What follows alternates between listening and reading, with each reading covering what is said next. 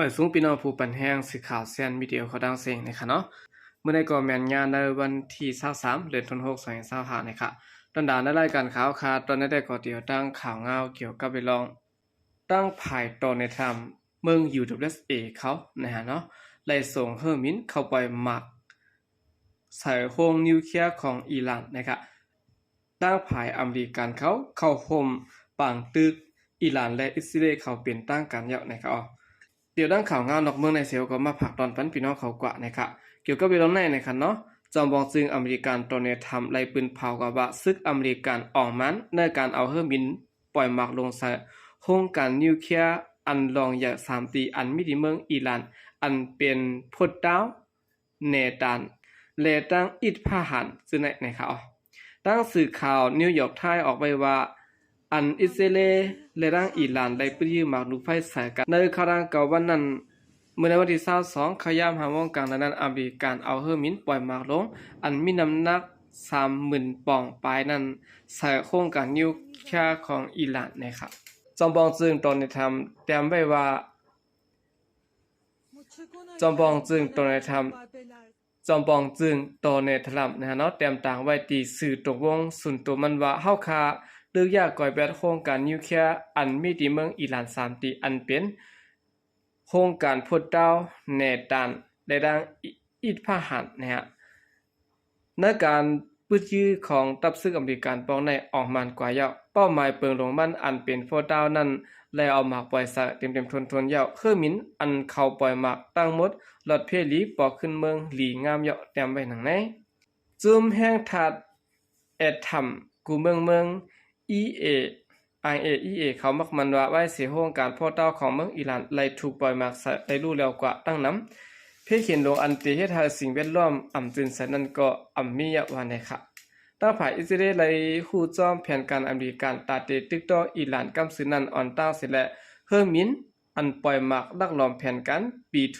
อันเป็นเฮอร์มินใหญ่ของอเมริกันนั้นก็เข้าป้าจอมในด้านสื่อข่าวนอกเมืองและด้านภูมิจันทร์อิสราเอลก็หนึ่งลาดไว้หนังในจอมบองซึ่งอเมริกันตอนในทรัมป์ปันก็มันไว้ว่าตีกึดลือปางตึกนอกเมืองพ้องเมื่อตึกหาเสียงดึกตั้งนั้นอยู่นะครับก็กว่าพ้องยามต่อเดียวมันแหลกหลายกว่านะฮะเนาะดังภายไว้เสอิสราเอลไหลปืดอิหร่านมาหาวแห้งครั้งกับวันยาในตั้งภายอเมริกันเข้าห่มจอมปางตึกปองในนะครับเนื้อปางเข้าห่มปองได้ก็ดังภายอเมริกันใจตึกเครื่องบินตึก B2 นะฮะเนาะอันเขาห้องว่า B2 นั่นค่ะเนาะเป็นเครื่องบินอันใหญ่ที่สุดนะครับแล้วก็ต่างไล่หมากกองลงตับหมากนิวเคลียร์ของอิหร่านเขาในนะครับเนาะอยู่ไว้เตอร์ร้อยนะครับหมอก2 ปากทัดในนะครับเนาะประวัติจะตื้อหมากลงของอเมริกันอันเฮ็ดไว้ตาตึกยือเตอร์ลินนั่นก็ตื่นเตรียมไล่นะครับเพราะว่าเจอหมากตึกยือหมากธรรมดาก็ได้ก็เตรียมลงฮอตไล่นะครับเนาะเตรียมลงฮอตไล่2 ปากทัดนะครับเอาคันได้ก็ที่เรียกว่าปางตึกในเหยื่อล่ามหาวแห้งมาเตะๆนะครับปางตึกที่เป็นเสื่องหือกว่าตั้งภายอิหร่านเขาจองตีย่อมต่ออเมริกันเขาหืออันมาได้ก็สืบประด้วยก่อแทงนะครับเนาะพอยามตัวนี้ก็ตั้งภายอิหร่านก็ลาดว่าได้ตุ่มตอบขึ้นหาวแห้งอยู่นะครับกุ้ยกาเพราะว่ายืมหมากลงใส่คงเก็บหมากกองลงอิหร่านเขาลูกก้อยกว่าตั้งนำได้ก็เตรียมจางยื้อก็เป็นไรนะครับเนาะเกี่ยวกับปางตึกข้าร่างกับวันปนมาในด้านภายอิสราเอลเขายื้อตายไล่โคนาหลงผู้บังการซึกอิหร่านเขาหลายเกาะนะครับสืบสวนข่าวขึ้นมาถ่อมด้วยข่าวเงาเกี่ยวกับเรื่องนานาลินซึกขางแข่งเอกกุ้มกำไว้นั้นแต่เฮ็ดปันไว้มุ่งหอเฮิรนและหมายพังหมัดปงตีนยาววันในเขาเนื้อนาลินอันซึกขางแข่งเอกเขาตึกซิมไล่ไว้ซึ่งนั้นตับซึกขางแข่งเอกแต่ลงเฮ็ดปันเส้นสายหมายโหเฮิรนและหมายพังหมัดปงตีนกุนมันปืนตีลาดนี่หนังไหนผู้ซาในพื้นที่ก็1 ลัดในว่าใส่เขาซึกขางแข่งโอเขาตึกลงเฮ็ดปันสายหมายโหเฮิรนเพราะว่าอำเฮ็ดหมายพังอำไลอยู่เปิง3ในแต่อำใจนังเขาขะว่าไหนเมื่อไปเปลี่ยนแปลงด้วยกันนั้นก้นเมืองเอาเบอร์คำแลนดินอันแข่งโอเฮ็ดปันนั้นกว่ามาไลถึงเวียงมันเจแลนดินเคสิแล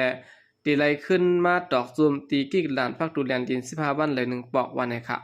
นางยีในพื้นที่ก็1 ลัดในว่าการลงปันหมายพังในก็เจออยู่ค่ะตึกสังหาเฮ็ดปันกล้วยค่ะเมื่อเหลียวในเปลี่ยนเตียนขึ้นซิมเอาไว้แทงนั่นแลอองเตียนมีลุมเจเวงเขาเป้าไว้เตียนเขากุ้มกำไว้เมื่อวันตั้งซึ่งนั้นก็เขาตื่นเฮ็ดมาตาเสียขาออกวันไหนในปืนตีนาลินอันแข่งโอเขากุ้มกำมาเมื่อวันตั้งนั้นและเฮ็ดปัน ว่าเส้นสายหมายโหเฮิรนและหมายพังมาหึงหน้าโผ10ปีมันยาวไหนนางยิงกวนปืนตีลาดในหนังไหนไลว่าดังภายสึกข้างแข่งอีกเขาในเนี่ยเนาะเขาเฮ็ดปันไว้กับตัวกวนมันปืนตีเข้ามาหึงยาวอันเขากุมกำไรนั่นค่ะนะติเลยว่ามันเป็นเงาขามปืนนะฮะเนาะมาได้เป็นปักเปิงแน่ยาวก็การเฮ็ดวัดไว้โตแน่บ่ลดแน่จึงได้ที่สมาเขาขาอุปเปิงไลปอนตอนนึงก็เขาขาถูกลีเฮ็ดนะครับตากวนปืนตีเฮานั่นค่ะเนาะเพราะว่าเขาขาอุปเปิงกว่าไลน้ำยาวเขาขาก็2กวยควักลองวัดนะฮะเนาะกวนมันปืนตีแทนก็1ลัดในว่าจุ่มซึกข้างแข็งโอในแต่ลงเฮ็ดปันเส้นสายไม้โหเคิร์นและไม้พางมาจิมื้อในปี2010นั่นสิแหละตอนเดียวได้ก็แต่เฮ็ดปันตีนาลินอันเขาจังหาตึกซิมไล่มาซึ่งนั้นเขาตีนาลินอันเขาตึกซิมกุมกำมาเมื่อตั้งนั้นเขามีไว้ยาวขะว่าไหน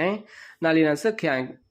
นาลินอันซึกข้างแข็งโอและดังตับซึกไว้ดีเขาซิมไล่หน้าปางตึกขึ้นนั้นเปลี่ยนรอยเสเมืองเหมาะต่อพงยันกันไปตีสตงปางวะขี่พวยซ่อเลาะลานเซการพันสอมปลาปอมนะเนาะแล้วก็อินแกนยันสินโปเมียวละและเวียงในเมืองใต้ปะท้องสิเวียงหมักปิ้นนาตีนำพักกาจากกว่าสในอันว่านั้นภายอุเบิงซึกข้างแข็งโอปันเหตุการณ์ไว้อยู่นะคะเนาะแต่เลยว่าทางภายซึกข้างก็ซิมไลสิเวียงนำอยู่เหมือนกันนะฮะเนาะหลายสิเวียงก็กะว่าไปซิมไลทั้งหมดดังเก่านะสิเมืองข้างในค่ะนะ14แนวข่าวขึ้นมาถ่อมด้วยข่าวเงาเกี่ยวกับไปลองตับซึกเสื้อจัดได้แหลง SNA จัดปางลงการสอนเงาขามปืนการซึกดีเงางุนซึกเมืองเสือใต้ไหนนะครับในวันที่21เดือนธันวาคม2025ในคลองสีโฮมตุนเสื้อจัดได้แหลง SNUC เงางุนตับซึกเสื้อจัดได้แหลง SNA จัดเฮ็ดปางลงการสอนเงาขามปืนการซึกจุดที่182ที่โฮงฮอเมืองเสือใต้ไหนนะครับบางเกี่ยวลงการสอนซึกในนะครับมีสังฆาเจ้าหน้าปืนตีผู้ใหญ่ก้นลงอีกประดังแขกอ้อยลีอันเจ้าหน้าที่ SNA ผิดหมอกไว้นั้นก็มาขึ้นฮอดเข้าห่มซ้อมอยู่วันนี้ค่ะดับซึกจะได้แหลง SNUC SNA ในละเฮ็ดสร้างจ้อมหนังเปิงการลักนำหาเคาะอันมีไว้ว่าบ่ว่าเป็นเจ้าคือใต้แต้ๆในซึ่งที่สุด1เฮิรนแล้วอำบ่เป็นใจอำนั้นยิงตักติไลขอรับท่ามการซึก1เกาะไลฮูซ้อมหนังไหนดับซึกจะได้แหลง SNA ในเปลี่ยนจุ่มก้นหนุ่มใต้แหลงอันมีที่ในเมืองใต้ปอดเหนือปอดนาลินเติงเจแกงตอนนั้นไล่โฮมกันขอดพอดก่อตั้งมาเสมอในวันที่5เดือนกันยายนในปี1989นั้นเสร็จแล้วตับซึกเจอจัดใต้แหลง SNA ในต่างโตเจอจัดใต้อันมีในเติงเจแกงปอดเหนือและเมืองขังเมืองหนังใต้สาใต้หลงใต้เหนือใต้เมาใต้กระตูใต้กะนั้นใต้ขอนใต้คำตีใต้นายใต้ลายใต้แหลงซึ่งในเสร็จแล้วขอดพอดมาย่ำเดียวในขอดพอดมีมาตับจุ่มลงเมืองหนังตับจุ่ม972และตับจุ่ม891ตับจุ่ม753ตับจุ่ม614ตับจุ่ม565และเงางุนซึก1อันมีไว้สายซึกคือตอน3สายซึกเต็มจังได๋นะครับโอเคนั่นก็เป็นรองตรง1ดังภายตับซึกจัดได้แหล่ง SNA นะครับเนาะหลายประเทศปางสอนการซึกจุบเหมือแทงยาวนะครับโอเคกำลังเสนอก็ยินจมนับยามของมันถึงพี่น้องผู้กำแถมปัญหาเขาดังเสียงอยู่ค่ะยินจมนับยามอย่านำเสข่าวใจก็เรียกมาส่งค่ะ